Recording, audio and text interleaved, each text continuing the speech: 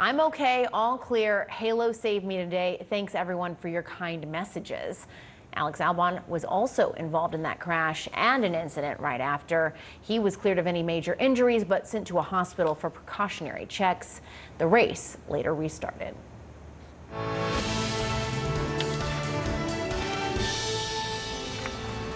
You are live in the CNN newsroom. I'm Jessica Dean in Washington. Jim Acosta is off today. The Akron, Ohio mayor is calling for calm as police release body cam footage showing the death of 25-year-old Jayland Walker. On Monday, officers tried to stop Walker for an alleged traffic violation. Police say he led them on a car chase, fired a shot at them, and eventually abandoned his car to run away on foot while wearing a ski mask. A confrontation then ensued and police shot Walker multiple times. Officers later discovered Walker had left his gun in the car and he was unarmed when he was shot. What was going to be a routine traffic stop, which would probably result either in a warning or a citation being issued, turned into a pursuit.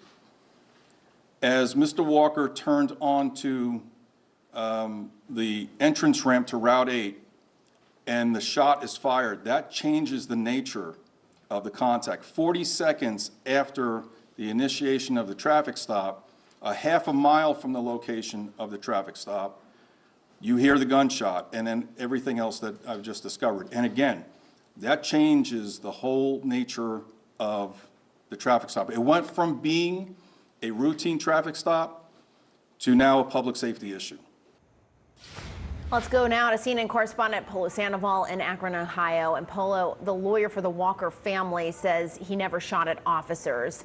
Tell us more about what we're seeing in this newly released body cam video.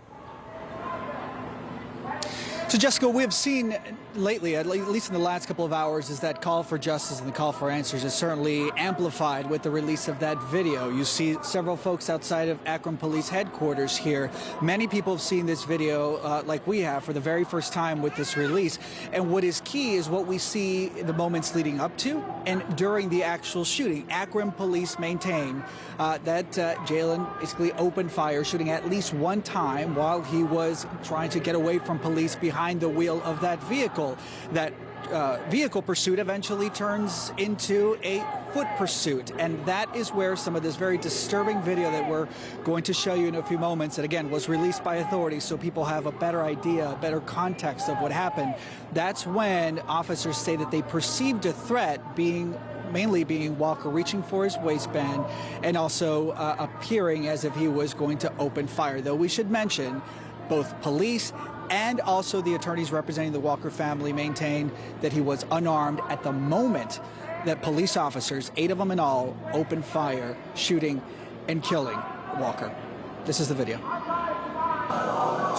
shots fired. That vehicle just had a shot come out of its door.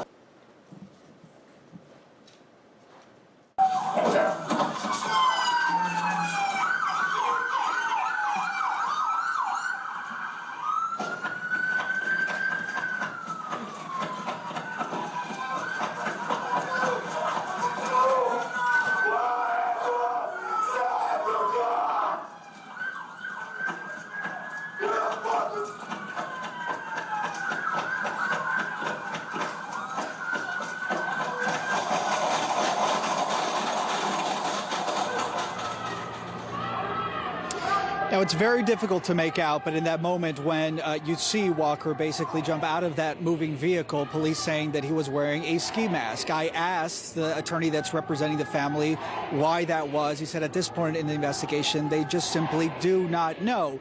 What they did say, though, is that just simply wearing a mask does not constitute, or at least shouldn't be reason enough to respond with lethal force. So the crux of the argument right now, or really the big question that the Walker family has right now, is why so many officers fired so many times. The police chief in Akron, I asked him as he sees this, when he saw this video for the first time, what was the most concerning thing that he observed in that footage, and here's what was his answer. They need to be able to articulate what specific threats they were facing, and that goes for every round that goes down the barrel of their gun. And they need to be held to account. That word, accountability, is certainly going to be key. It has been heavily discussed here on the streets of Akron, and we've heard it. I've heard directly from a spokesperson for the Walker family saying that they are calling for these demonstrations to remain peaceful, as they've been for several days now, but at the same time demanding accountability once the investigation runs its course. We should mention, though, Jessica, at this point, those officers that were involved in the shooting remain on paid administrative leave. Back to you. All right, Polo Sandoval for us in Akron, Ohio. Thanks so much for that updated reporting. CNN senior law enforcement analyst and former Philadelphia Police Commissioner Charles Ramsey is joining us now.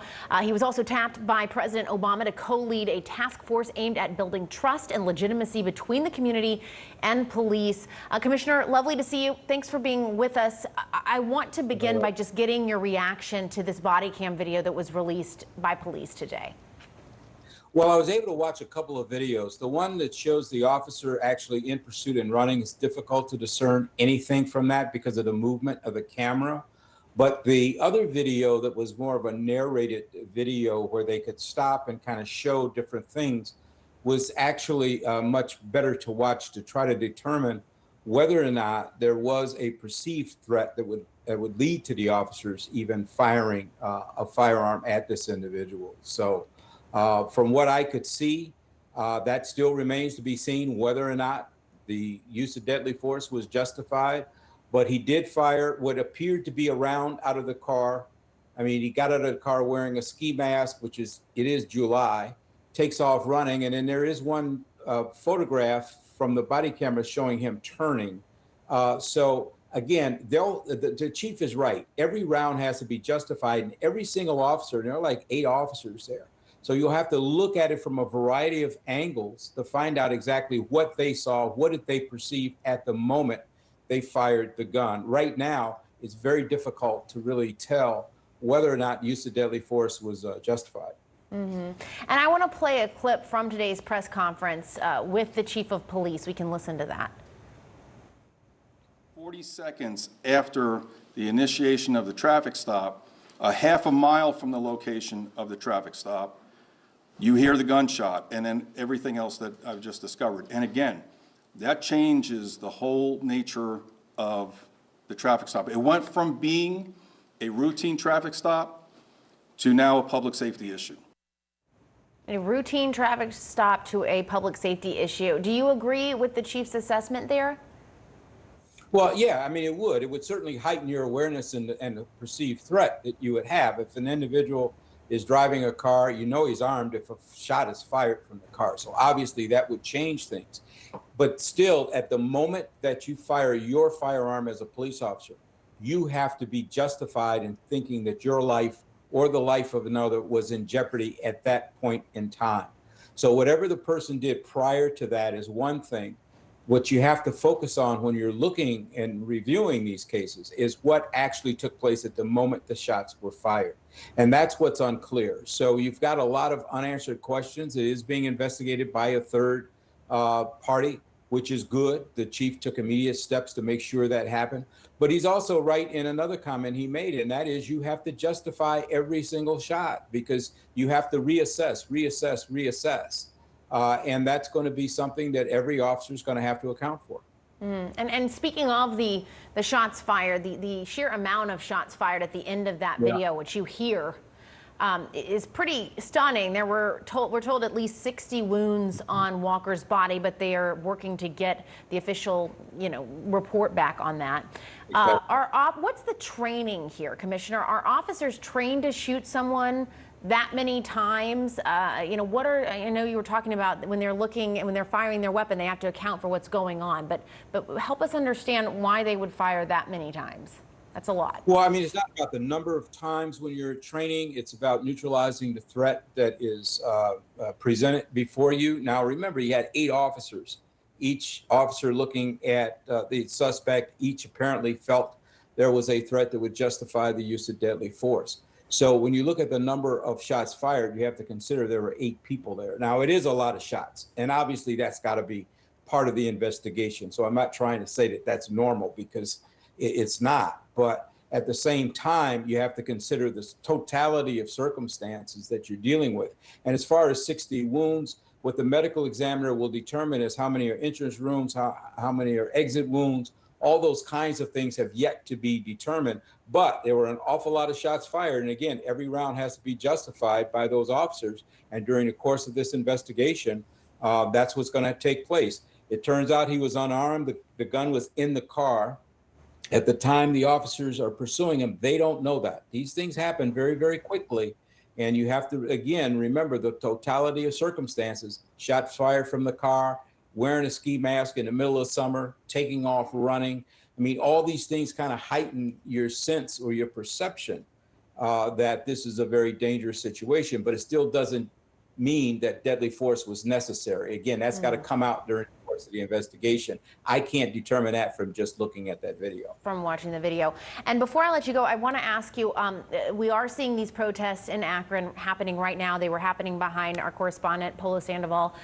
What do you think needs to happen to build that trust between the community and the police department there? That's something I know you've spent a lot of time focusing on. Well, first of all, trust has to be built well before you have an incident. That's the whole point of building trust, because trust is a fragile thing.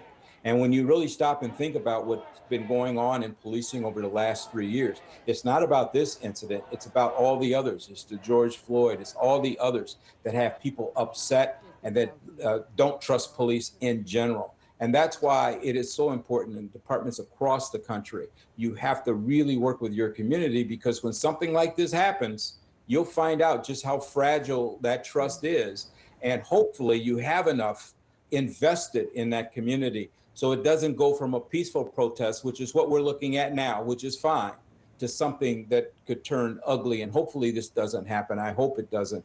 But I'm sure everybody's kind of on edge right now. Yeah.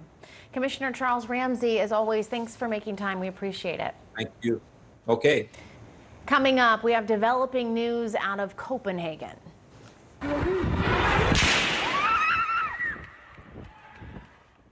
Several people dead at a shooting at a mall there.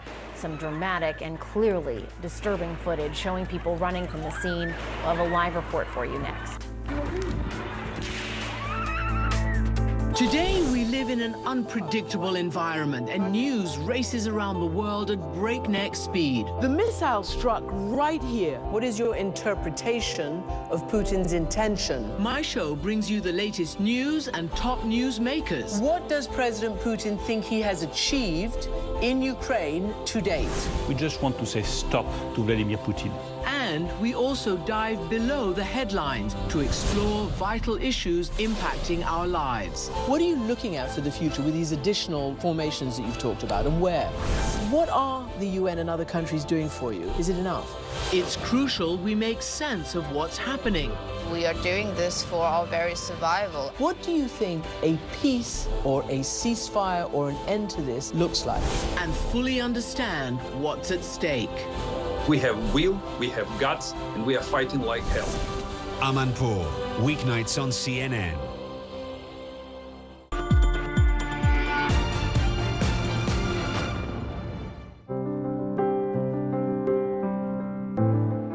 It's 9 o'clock in the morning at the University of Dayton. How is everyone? What we're going to do this morning. Tony Talbot is teaching a class about slavery. There's over 40 million human trafficking victims in the world today. But his students aren't just learning the facts about human trafficking. They're being trained to teach others about it, students who are even younger than they are. We get the students to become near peer educators, going into classrooms, giving human trafficking awareness presentations. If we tell children about this now, they can become part of the solution. Hi guys, my name is Ami. I'm a second-year student at the University of Dayton. Today, Talbot students are taking over Nick Pent's 9th grade American history class at the Dayton Regional STEM School. It's definitely important to know what is trafficking, because maybe you're in that situation and you don't even know that you're being trafficked. A lot more online trafficking is happening, and I didn't really realize that before, but now that we do, you can obviously use more precautions when you're online. I'm hoping that my students, now that they're knowledgeable, hopefully they get a little bit passionate about it, become leaders. I'm telling you, you just got to step aside and let the next generation do its thing. Thank you.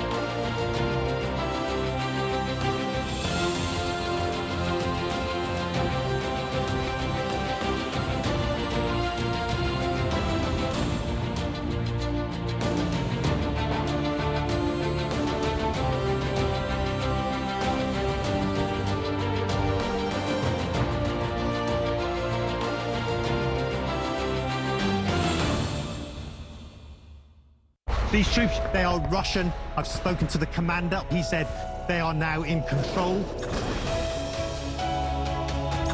It's a secret location. They're going to fire on Russian forces. You downplayed the US intelligence assessments. Do you now regret that? It is at least a chance to save their own lives. Matthew Chance, CNN.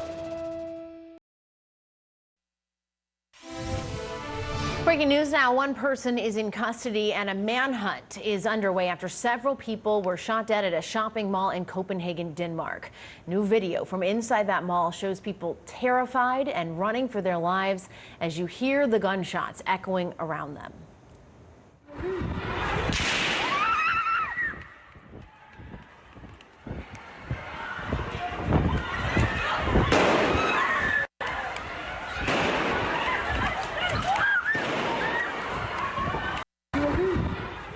Truly awful video to watch.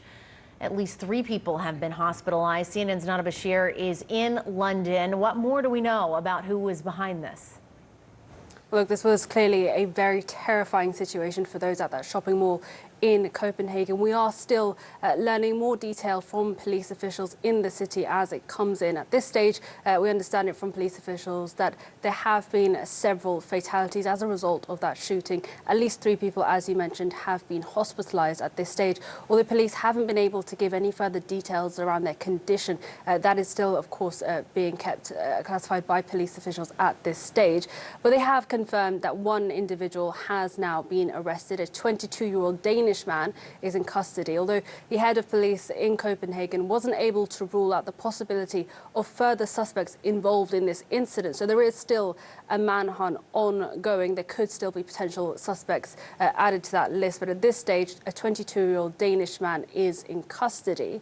Now, the key question, of course, for police as they continue their investigation is the motive behind this incident. They haven't at this stage been able to rule out a terrorist motive, but of course that is still unclear. That is what the police are trying to determine at this stage. We have, of course, seen in the past Copenhagen dealing with far-right extremist groups as well, and the possibility of gang-related violence is on the cards also. So there are still questions around the motive of this attack. But of course, the police investigation is still ongoing. A little while ago, the head of police gave a press conference stating that there is going to be continued heavy police presence on the scene. But of course, a truly terrifying situation for those who had been at the shopping mall, one of Copenhagen's largest concert venues, less than a mile away from where the incident took place. Harry Styles due to perform there this evening. So this would have been typically on a Sunday afternoon, very busy and of course a very frightening situation for those who were at the scene. Jessica? Yeah, no doubt about that. Nada Bashir, thank you so much for that reporting. We appreciate it. Let's turn now to the January 6th investigation. Pat Cipollone has been issued a congressional subpoena, and now everyone is waiting to see if the former Trump White House counsel will take a cue from John Dean of Watergate and blow the whistle on what he saw and heard around January 6th. CNN correspondent Brian Todd reports. June 25th, 1973. Former White House counsel John Dean appears before the Senate committee investigating Watergate and gives explosive testimony about the planning for the Watergate break-in, the cover-up, and other criminal activity undertaken by his former boss, President Richard Nixon, and his aides. I began by telling the president that there was a cancer growing on the presidency. Dean was implicating Nixon, other officials, and even himself in the Watergate scandal, a crucial moment in the demise of the Nixon presidency. Dean later pleaded guilty to obstruction of justice charges and served prison time. He's a hero because history remembers him largely for having gone and spoken the truth and helped, save the democracy that was under threat during Watergate. Contrast John Dean with former Trump White House counsel Pat Cipollone. Cassidy Hutchinson, a former aide to Trump's chief of staff Mark Meadows, testified that Cipollone was in close touch with her on January 6th and desperately tried to keep the then president from going up to Capitol Hill with the rioters. Mr.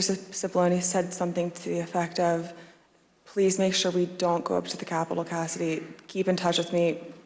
We're going to get charged with every crime imaginable if we make that movement happen." Hutchinson said Cipollone was concerned that Trump could later be accused of obstructing justice or obstructing the electoral count. Trump ended up not going up to Capitol Hill that day. But Hutchinson said Cipollone issued other dire warnings to Trump and Mark Meadows as the Capitol attack unfolded. Pat said something to the effect of, and very clearly had said this to Mark, something to the effect of, Mark, something needs to be done or people are going to die and the blood's going to be on your effing hands. Earlier, Cipollone had reportedly pushed back on other plans by Trump to use the power of the presidency to overturn the 2020 election results.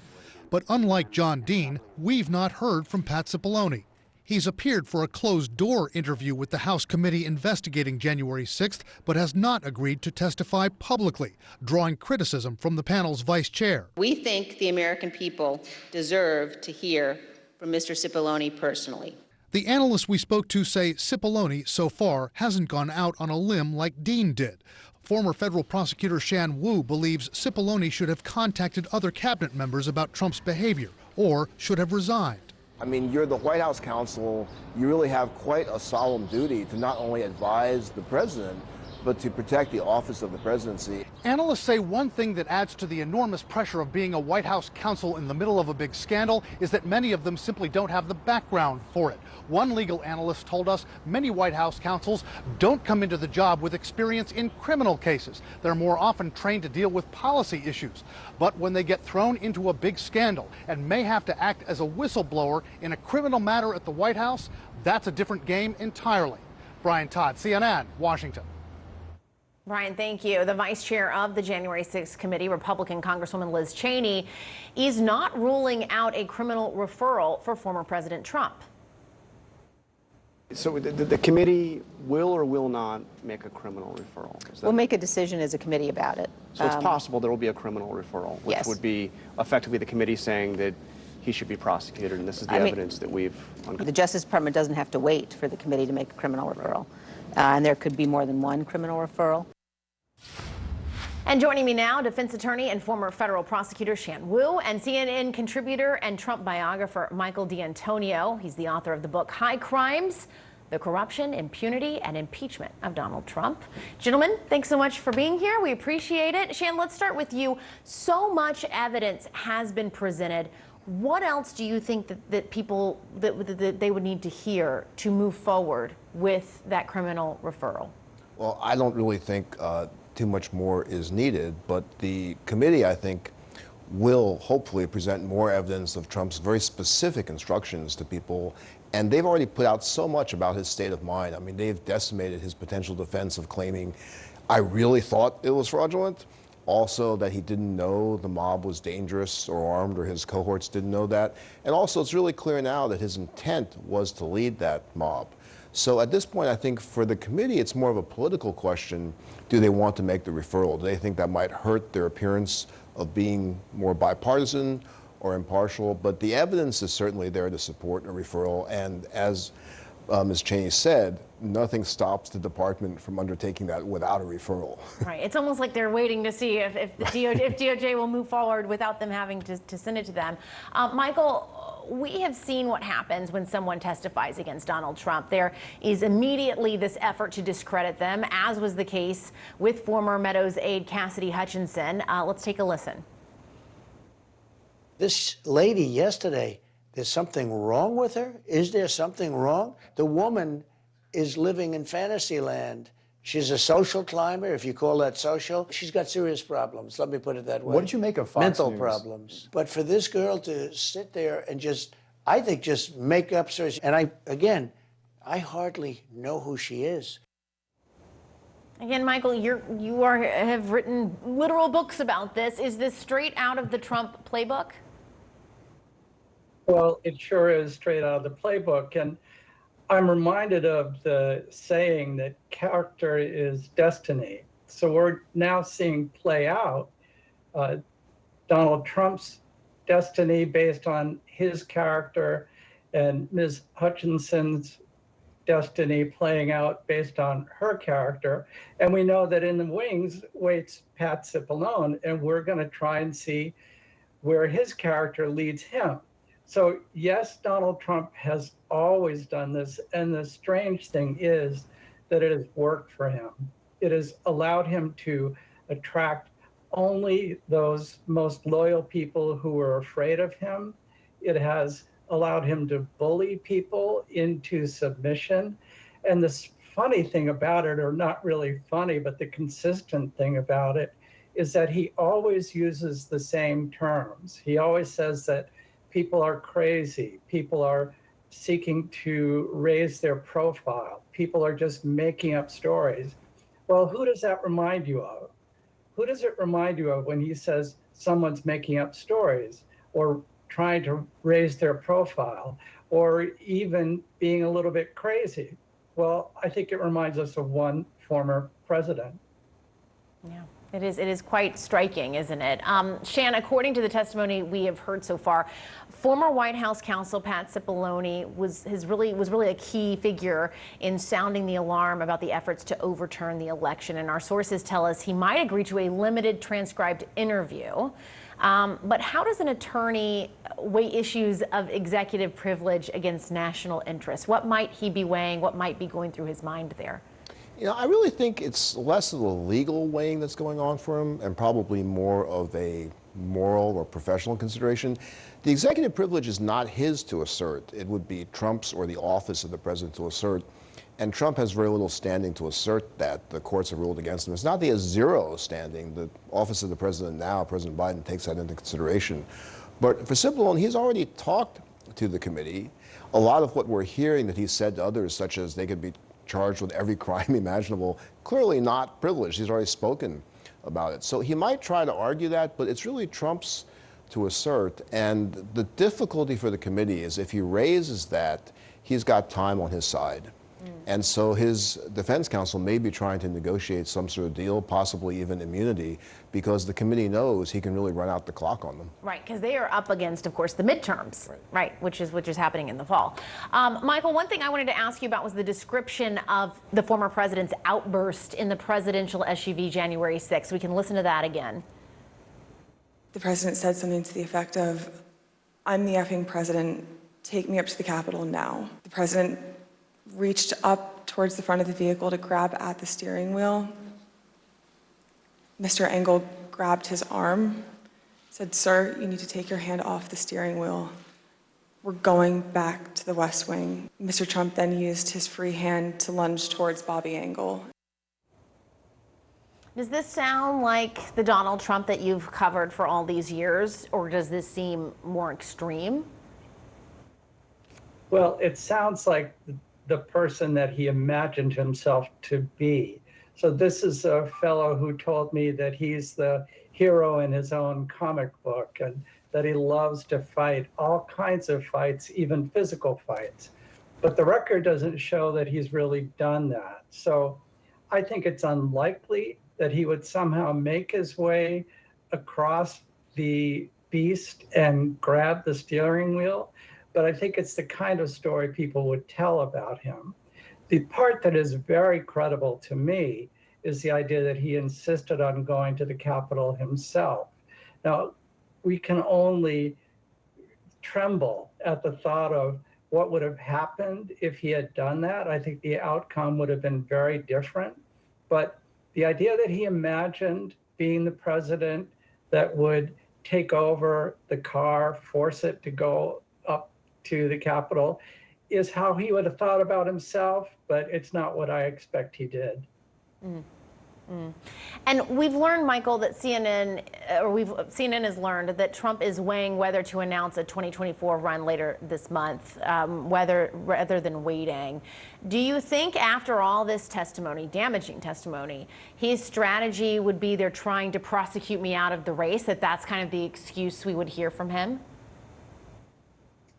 I do. I think that he's going to declare sooner rather than later for several reasons. One is that his support remains very strong among the core, among the base of those who are Trumpists. And he hasn't yet lost the loyalty of many in the Republican Party.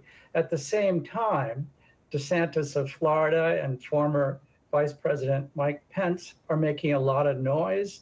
DeSantis's candidacy is really generating attention, and he has more than $100 million in the bank. finally, I think that Trump is thinking there needs to be a change of topic. So he wants to repeat 2016 when he dominated every news cycle and forced the networks to cover him. This time around, they may be forced to cover him as a potential subject of prosecution. And that last thing that CNN noted about how he would dare someone to prosecute him as a candidate, I think is very accurate. And I wonder if it would be done at all. All right, Michael D'Antonio, Shan Wu, thank you so much, both of you, for your expertise. We appreciate it.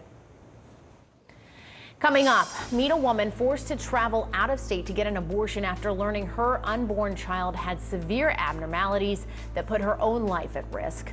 We'll have her story and the concern other women won't be able to get the same care now that Roe v. Wade has been overturned.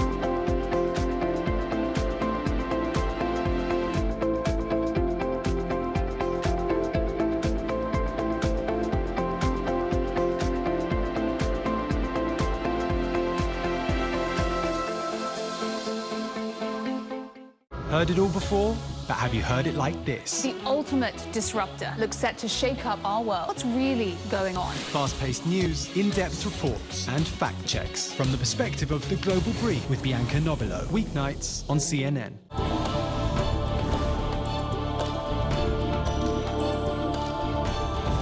When you follow a story, you may be asked to take risks.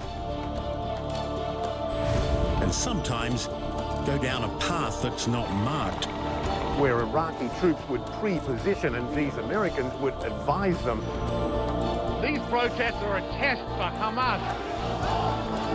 Any understanding between Israel and Gaza could quickly fall apart again. The protesters are just outside a military base. They're throwing rocks and security forces firing tear gas. When you dare to take risks, you witness passion and persistence. And they just want to get their past be processed so they can get out of this facility. And that's where change happens. The one thing they have in common is a determination to keep going. I'm Scott McLean in Ukraine, and this is CNN.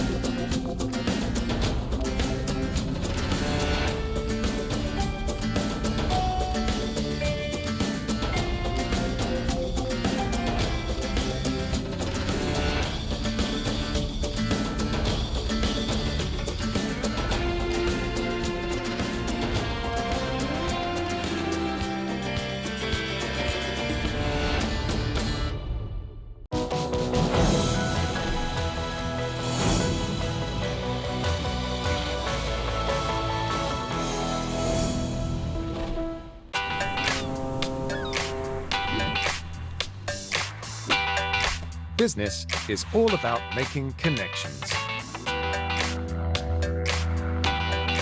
But some connections are easier to make than others. With a CNN partner hotel, the world is always at your fingertips. CNN partner hotels, connected to your world.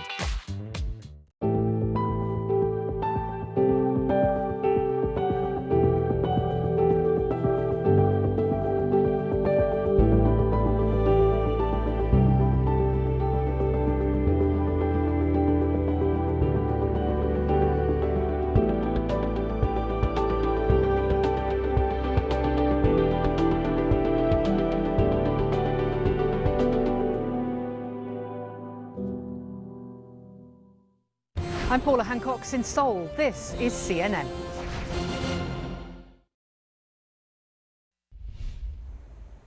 Around the world, the overturning of Roe v. Wade in the U.S. has spurred scores of people to protest. In Melbourne, thousands of protesters held signs supporting abortion rights.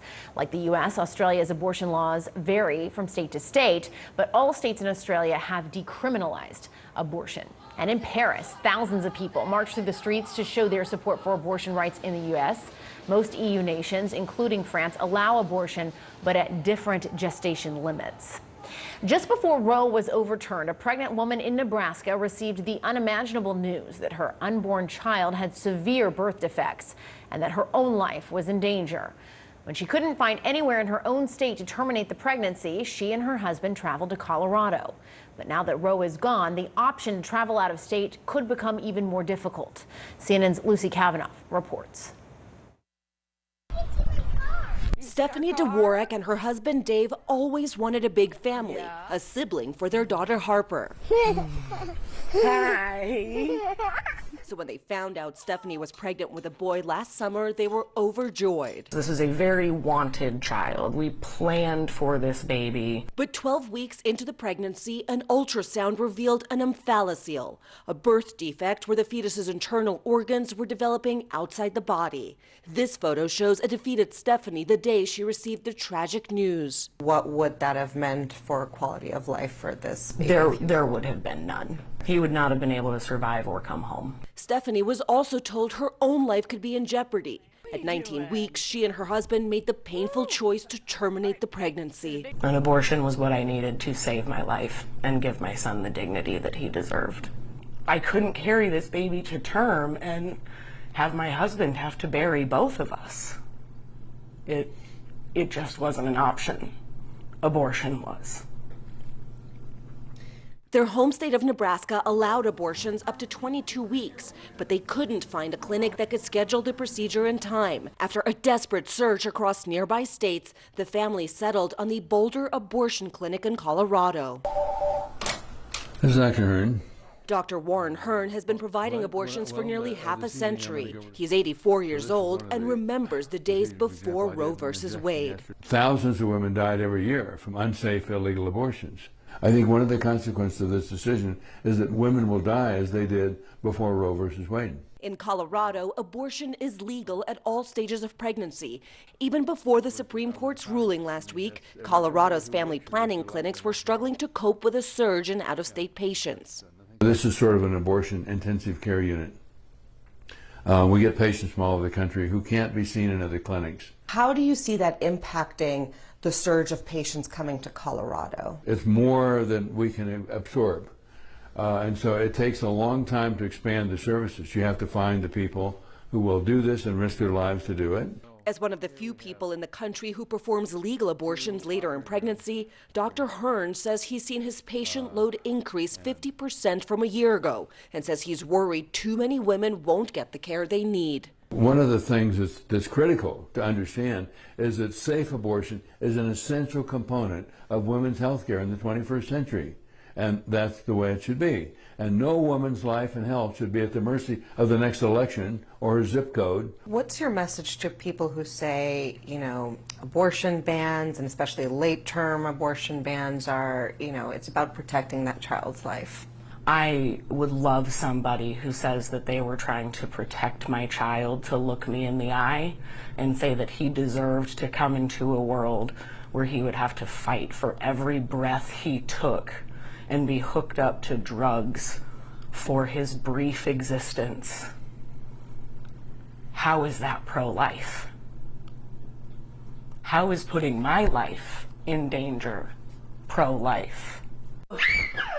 Harper still asks about Oliver James, the name the Dworaks picked out for her would-be brother. I had to tell her that baby was too sick and that baby wasn't going to come home with us and that she wasn't going to get to meet her little brother.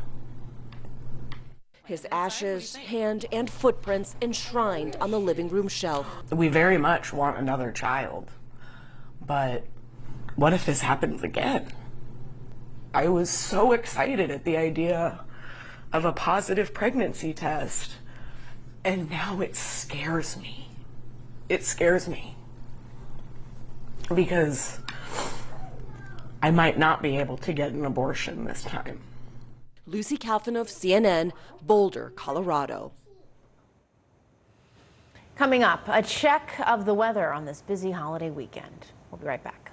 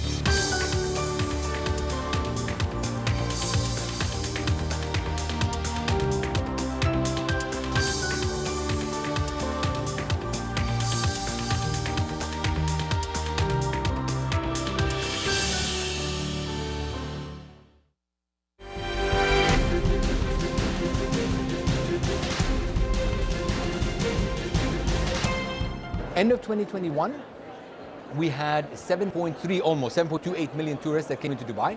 Not big numbers compared to before, but very big considering the circumstances globally. Then you look at the first quarter of this year, where Expo, of course, was tail-ending the second half of Expo. We had close to 4 million visitors that came in Q1. That's amazing. You're not back at pre-COVID levels then? Not yet, Not but yet. the spirit is there. For us as Dubai, the appetite was always to go back to pre-COVID as much as we could. So it's great the fact that the private and public sector relationship is so strong that whatever we do it together. I always talk about Dubai being almost like a board, where even the private sector have a say, and they're heard, and then things are implemented. So it's not just one person decides everything else. That's the difference about Dubai. Business never sleeps. As the sun sets in Seoul and Shanghai, deals are signed in Dubai, and Europe is already in play. New York prepares to make its first move. I'm Julia Chatterley, journalist, global market analyst, and host of CNN's First Move.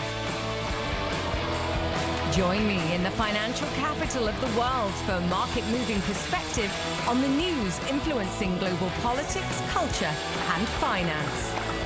I'll speak to newsmakers, risk takers, and the ultimate game changers. Bold moves, big deals, winning trades. It's all right here. Make CNN your first move. First Move with Julia Chatterley. Weekdays on CNN.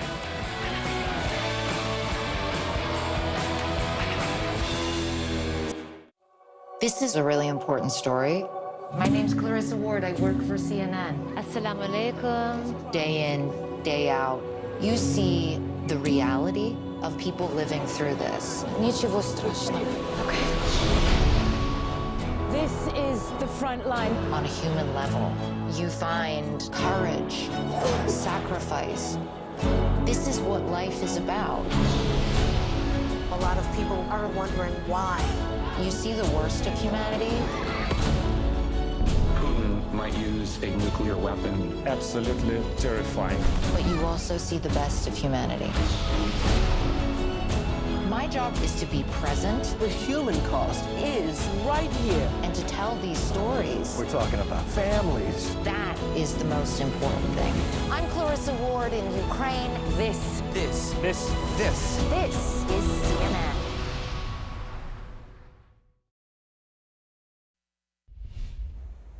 A chaotic July 4th weekend at airports all across the country after hundreds of flights are canceled again today. Thousands are delayed. And as airlines struggle to keep up with increased demand, pilots are bracing for bad weather. Let's get to CNN meteorologist Tom Sater. Tom, what can we expect? Well, Jessica, I mean, for the most part, there have been some weather delays. Overall, it's mainly a staff issue, shortage of pilots, trying to get aircraft to where they need to be. You know, weather is always one of those things they slide in that's causing problems. But overall, Today has not been a bad day. We had a few storms yesterday in the New England area, northeast, where we did have some damaging winds. This looks much worse than it is. The areas of green, monsoon is seasonal rains, and we're seeing that where they need it in the desert southwest, but it's the southeast. We're getting to that time of day where I do believe we're going to start to see some delays, though. Right now,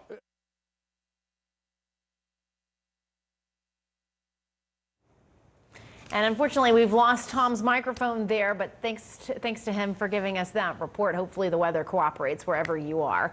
We also want you to celebrate the 4th with CNN. Be sure to join in for coast-to-coast fireworks and incredible music from some of the biggest stars. You can celebrate the 4th in America live July 4th at 7 p.m. Eastern, only on CNN. And coming up, a shocking story coming to us out of Egypt, where 2 swimmers died in shark attacks at a Red Sea resort. We're going to bring you the latest from there live. That's next.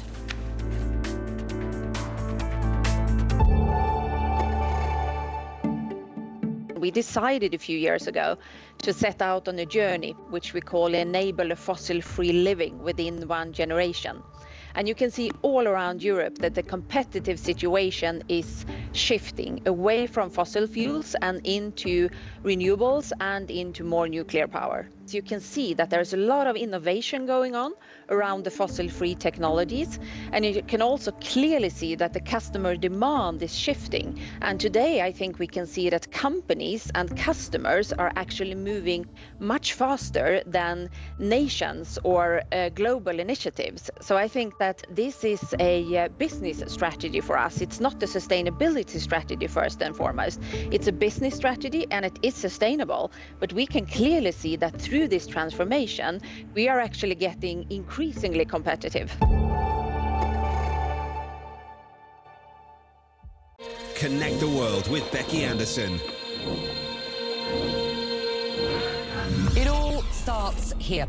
Changing, fighting, creating, connecting. That's why we're here. We live here, we work here, we're from here, and we'll go wherever the story takes us. I'm Becky Anderson in Tehran. We are in Jerusalem. Real news that shapes our world. Exploring not just what's going on, but why. I just want to press you on one further point. Getting perspective on this region from this region. Places that many of us know, but few of us get to see. Observing countries on the move, still rooted in tradition. It all starts here, and that's why we're here, bringing you the world from our Middle Eastern hub. Connect the world with Becky Anderson, Monday through Friday on CNN.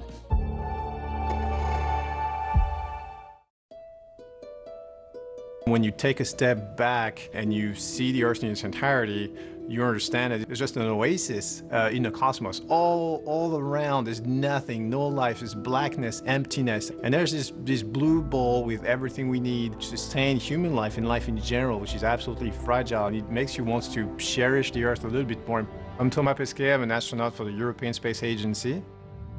You can see a lot of the consequences of human activities from space. Some of them climate change, some of them just plain old pollution. It is definitely my experience of being in space and seeing it with my own eyes that made me want to advocate against climate change. I'm an ambassador for the Food and Agricultural Organization of the United Nations. We're trying to limit the production, the use of plastic, the production of waste, and so we came up with edible packaging, which is just such a fantastic and simple concept. We need foam to protect everything from shocks during launch into space. So what we did is we turned that foam into food. It's like gingerbread. Now our packaging is at the same time our source of food. It reduces the need to send cargo up. If we set ourselves on the right path, there's nothing we cannot do. We built that unbelievable facility in space. We're using it every day. I'm optimistic for the future. If we can make a space station fly, then we can save the planet. You can help the refugees from Ukraine. Join the over 80,000 who've already raised millions for food, shelter, and more. Explore cnn.com/impact. Click to take action. Tuesday, it's time to celebrate with coast-to-coast fireworks and music from Pitbull, Maren Morris, Machine Gun Kelly, Journey, Gloria Estefan, T-Pain, Old Dominion, the Doobie Brothers, Willie Nelson, and so much more. This 4th in America, join Don Lemon, Dana Bash, Ana Cabrera, and Sarah Seidner. Celebrate the 4th in America. Live Tuesday on CNN. I'm Bill Weir in Greenland, and this is CNN.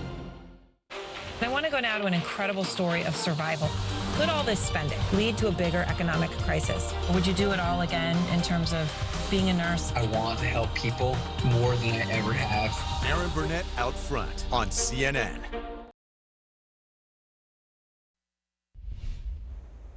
Two swimmers are dead after being bitten by sharks in Egypt's Red Sea. That's according to Egyptian state-run media. Video shows one of the victims being carried by a group of people who saw that attack and then rushed in to help. The deadly attacks happened off the coast of a popular beach resort town. Officials pulled everybody out of the water. They closed the beach after that attack. They've also called for an investigation. Shark attacks are rare in Egypt. There hasn't been a death caused by a shark bite since 2018. In Pakistan, at least 19 people are dead after a passenger bus plunged into a deep ravine. Video of that crash scene shows the bus slid off the side of the mountain and then fell into a ditch. Officials say at least a dozen others were injured. They were rushed to a nearby hospital. It's still unclear what caused that crash. Let's get back now to CNN meteorologist Tom Sater with a check of your holiday forecast. Tom, we can't go without checking back in with you. Sure. Well, you know, as I was saying here, I'm not sure what happened, but we're getting to the time of day now, Jessica, that if we do see thunderstorms delay flights at airports, it's going to be in the next couple of hours, and that's mainly the southeastern U.S. Yeah, we've got isolated showers in the desert where we need it, but this is what you want to see. We're not seeing any major delays anywhere weather-wise, and it's really been that way the last couple of days, although we had some damaging winds in the New England area, Northeast, LaGuardia, Teterboro, Newark. That's all offshore now. But again, when we look at the severe weather, it's not going to be in the Northeast. So we're looking good from Boston all the way down to D.C. Here's where we've got problems. Wouldn't be surprised to have a severe thunderstorm watch for western areas of North and South Carolina. That means Charlotte could have delays, maybe Raleigh. Atlanta is starting to see storms getting closer to Hartsfield Jackson Airport. So again, we could have a few delays in the meantime. Heavy rainfall cleared the beaches in Jacksonville, but the real severe weather today is going to be up to the areas to the north where we've got a watch in effect in southern Montana, some warnings in South Dakota, but that's regional flights. The heat is what we're finding on the periphery where the storms tomorrow, same location, but they slide towards Chicago. The biggest issue we've had today is in southern Arkansas. We're up to 10.5 inches of fall, and they had water rescues in the town of El Dorado. Looks really good, though. Areas of the east, sure, tomorrow. Still areas from New Orleans to Atlanta and those areas out west. Please be careful. Do not use the fireworks out west. I mean, the drought situation's been going on for several years, but if you do have them, the skies will be clear across much of the country tomorrow. All right, Tom Sater, thanks so much. Jordan Spieth had quite the practice round in Ireland, thanks to some four-legged spectators behind him. Goats have been roaming around that golf club in Ireland since the early 1900s. No one seemed that concerned, though. The pro golfer is currently getting ready for the Scottish Open. Well, what do you do if you're a kid in college when a global pandemic hits and you suddenly get sent home? If you're this week's CNN hero and his friends, you tackle the national food insecurity and hunger crisis. Meet Aiden Riley. I spent those first few weeks, honestly, in a state of depression. All the plans I'd been making and the progress were suddenly no longer viable. We ended up seeing an article about farmers having to throw out their food, like mountains of potatoes in someone's backyard, or milk just being dumped into the dirt. And